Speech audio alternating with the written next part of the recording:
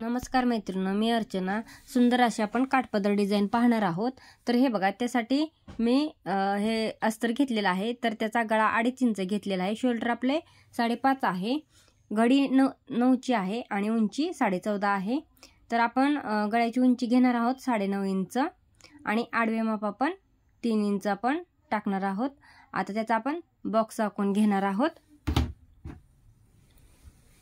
आता आपण याला पानगळ्याचा आकार देऊन घ्यायचा आहे.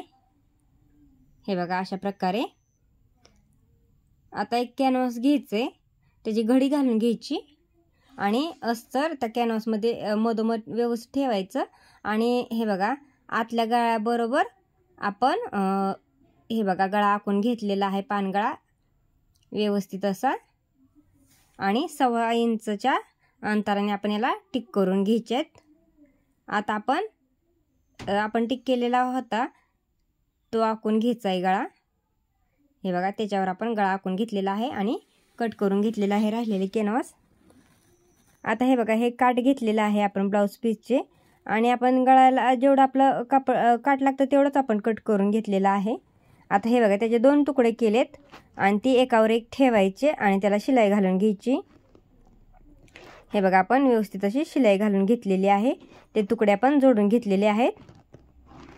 हे बघा, आता आपण गळा कट करून घ्यायचा आहे कॅनव्हासचा आणि ते आपले जे आपण काठ जोडलेले आहेत त्याच्यावर ठेवून इस्त्री करून घ्यायची, कारण की त्याच्यामुळे कॅनव्हास आपले चिकटते, हलत नाही. आणि आता आपण त्याला शिलाई करून घ्यायची. इस्त्री नाही केली, टाचण्या लावल्या तरी पण आपण तुम्हाला चालेल.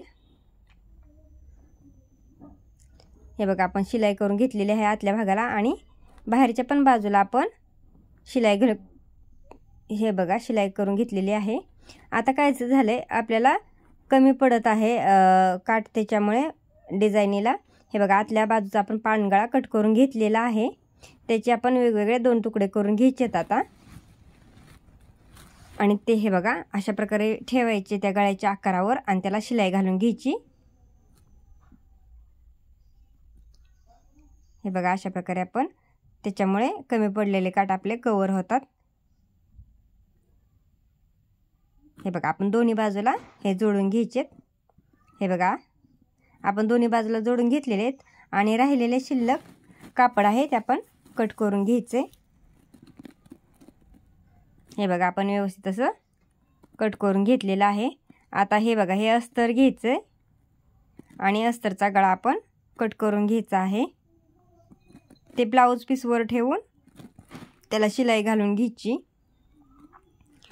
सुरुवातीला आपण गळ्याला शिलाई घालून घ्यायची पूर्ण. हे बघा, चारी बाजूने आपण शिलाई घालून घ्यायची.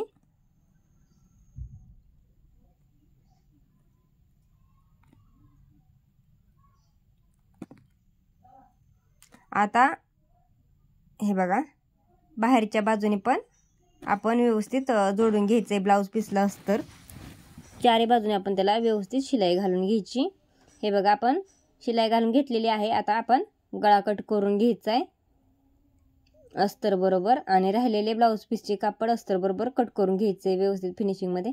हे बघा, आपण पीस कट करून घेतलेला आहे. आता जो आपण कॅनव्हासला जोडून डिझाईन केलेली होती ते बघा, अस्तर उलटे ठेवायचं आणि अस्तरवर ठेवून ते पलटी करून त्याला टाचणे लावून घ्यायचे, कारण की आपलं पलटी केल्यानंतर ते सरळ होणार आहे.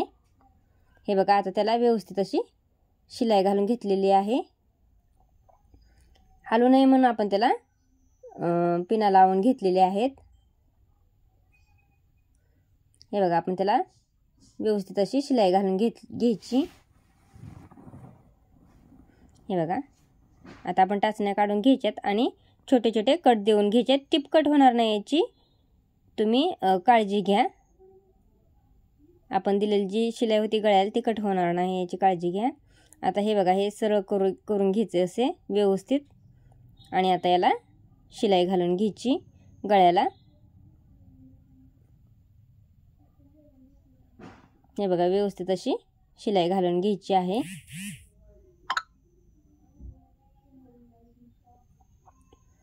हे बघा, आता बाहेरच्या पण बाजूने आपण याला शिलाई घालून घ्यायची आहे.